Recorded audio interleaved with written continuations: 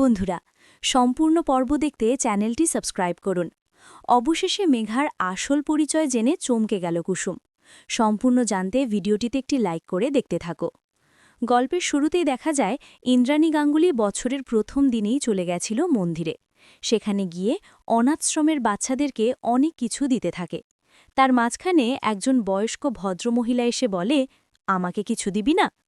ইন্দ্রাণী গাঙ্গুলি বলে, কেন দেব না, এটা তোমার জন্য। ঠিক সেই মুহূর্তেই ইন্দ্রাণী গাঙ্গুলিকে সেই বয়স্ক ভদ্রমহিলা ওয়ার্নিং করতে থাকে আর বলে, তোরা তোদের রক্ষা কবচকে নিয়ে আসিসনি, সবাই তোরা শেষ হয়ে যাবি এখানে, তাড়াতাড়ি এখান থেকে চলে যা।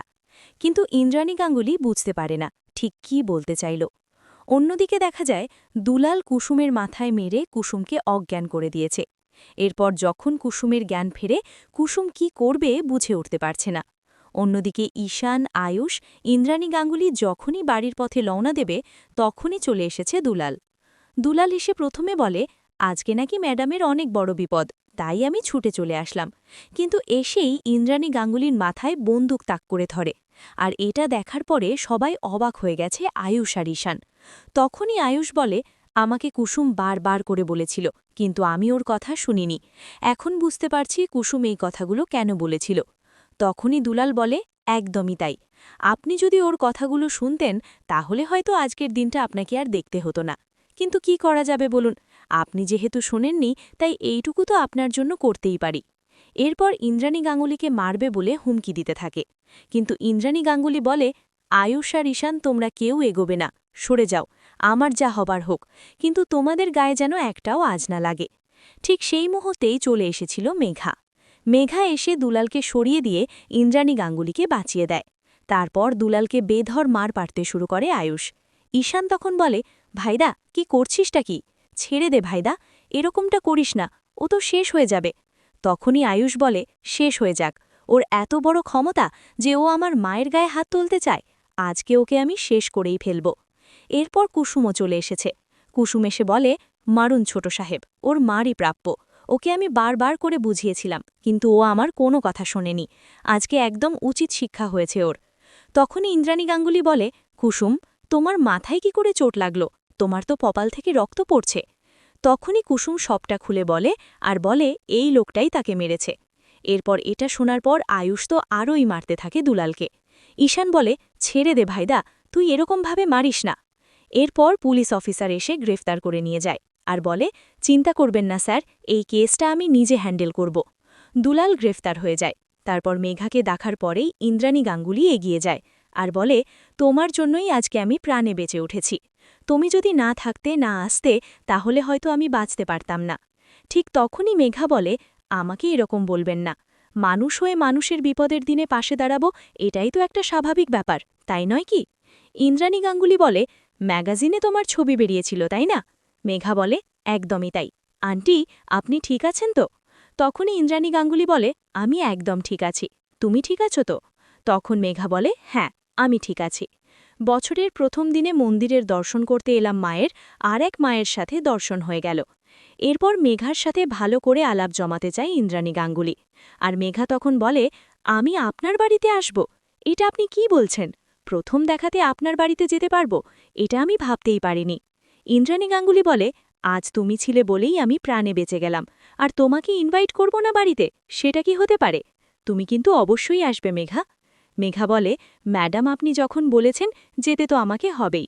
এরপরেই দেখা যায় আয়ুষ মেঘাকে ধন্যবাদ জানায়। এরপর সবাই যখন বাড়ি চলে যায় তখনই কাকিমণি বলে, মেয়েটা কিন্তু খুবই দেখতে সুন্দর, স্মার্ট আছে, ভালো পড়াশোনাও জানে, আমাদের আয়ুষের সাথে কিন্তু ভালোই মানাবে, কি বলো দিদি? তখন আয়ুষ বলে, কাকিমণি তুমি যে কি বলছো না সেটাই আমি বুঝে উঠতে পারছি না। এরপরেই এটা শুনে কুসুমের মনটা একটু খারাপ হয়ে যায়।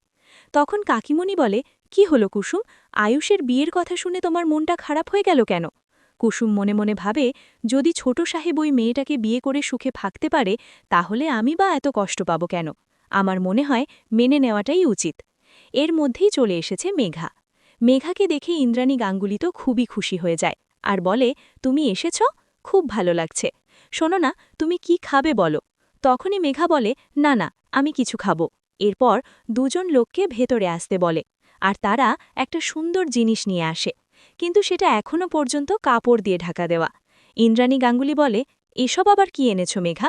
মেঘা বলে, প্রথমবার আলাপ হলেও কিছু দেব না তা কি হতে পারে? খুব সুন্দর একটা জিনিস নিয়ে এসেছি, মানে আমার তো খুবই সুন্দর লেগেছে, যদি আপনার ভালো লাগে তাহলে আমারও খুব ভালো লাগবে। এরপরেই যখন কাপড়টা সরিয়ে দেয়, খুব সুন্দর একটা পেইন্টিং এনেছে, যা দেখার পর বাড়ির প্রত্যেকেরই খুবই পছন্দ হয়। কাকিমণি তখন বলে, এই পেইন্টিংটা নিশ্চয়ই খুবই দামি। তখনই মেঘা বলে, আরে বাবা, উপহার কি কখনো টাকা দিয়ে মূল্যবিচার করা যায়? আমার পছন্দ হলো, আমার তো মা নেই, তাই ভাবলাম যদি ইন্দ্রাণী আন্টির ভালো লাগে তাহলে আমারও খুব ভালো লাগবে। ম্যাডাম তখন বলে, আমার তো খুব পছন্দ হয়েছে, দারুণ হয়েছে জিনিসটা, একদম চোখ সরানো যাচ্ছে না। এর মাঝখানেই কুসুমকে চা করে নিয়ে আসার জন্য বলে ইন্দ্রাণী গাঙ্গুলি। কুসুম তখন বলে, আমি এক্ষুনি যাচ্ছি। এরপর সবাই মিলে কথা বলতে থাকে, তার মধ্যেই কুসুম চা করে নিয়ে চলে এসেছে। ইন্দ্রাণী গাঙ্গুলি বলে, নাও চাটা খেয়ে নাও। এরপর যখন চায়ে চুমুক দেয় মেঘা, তখন বলে, কিছু মনে করো না কুসুম, চাটা আমার ঠিক ভালো লাগছে না খেতে। এরপরে ইন্দ্রাণী গাঙ্গুলি বলে, কুসুম, চা যখন ভালো লাগেনি। কুসুম তখন বলে, তাহলে আমি এক কাজ করি দেবীমা, আমি বরং ওনার জন্য একটু কফি বানিয়ে আনি। কিন্তু মেঘা বারণ করে আর বলে, না না, আমার কফি লাগবে না। অনুশ্রী বলে, তাহলে আমি চা বানিয়ে দিই। এরপরেই তখন মেঘা বলে, না না, আমি নিজেরটা নিজে করে নিতে পারবো যদি আপনারা পারমিশন দেন তবেই। তখনই অনুশ্রী বলে, নিশ্চয়ই, রান্নাঘরটা ওইদিকে। রান্নাঘরটা ওইদিকে বলার আগেই মেঘা ওদিকে চলে যায়। এমনকি রান্নাঘরে কোঠায় কি আছে সবকিছুই নিজে একেবারে তাড়াতাড়ি করেই খুঁজে বার করে ফেলছে মেঘা, যা দেখার পর অনুশ্রী আর কুসুম দুজনেই অবাক হয়ে যায়। তখনই অনুশ্রী বলেই ফেলে যে, মেঘা, দেখে মনে হচ্ছে যেন তুমি এই বাড়িতে প্রথম না, আগেও এসেছ। পটপট করে জিনিসগুলো তো কি সুন্দর বার করে ফেলছ, এটা কি করে সম্ভব? মেঘা বলে, কোনো রকমে কাটানোর চেষ্টা করে, আর বলে, আসলে রান্নাঘর তো সব একই রকম হয়, কোথায় কোন জিনিসটা থাকে এটা একটু গ্যাস করে নিলে বোঝাই যায়। কিন্তু কুসুমের সন্দেহ বাড়তে থাকে, কারণ মেঘা যেভাবে হুট করে গাঙ্গুলি বাড়িতে ঢুকে পড়েছে সেটা একদমই ভালো লাগে না কুসুমের। তার উপরে আবার আয়ুষ্যে বিয়ের কথাবার্তা হচ্ছে, তাই কুসুম ঠিক করে যে এই মেঘার আসল যে পরিচয় সেটা জেনেই তবে ছাড়বে। কিন্তু মেঘা এমনি এমনি আর গাঙ্গুলি বাড়িতে আসেনি, সেও রিভেঞ্জ নিতে রীতিমতো এসেছে গাঙ্গুলি বাড়িতে। এরপর কুসুম ভাবে খোঁজ নিতে হবে এই মেয়েটার, কেন এই মেয়েটা এইভাবে বাড়িতে হুট করে আসলো, আর সবকিছু আগে থেকেই কি করি বা জানছে, আর বোঝাই যাচ্ছে হঠাৎ করে সে এসেছে রিভেঞ্জ নিতে।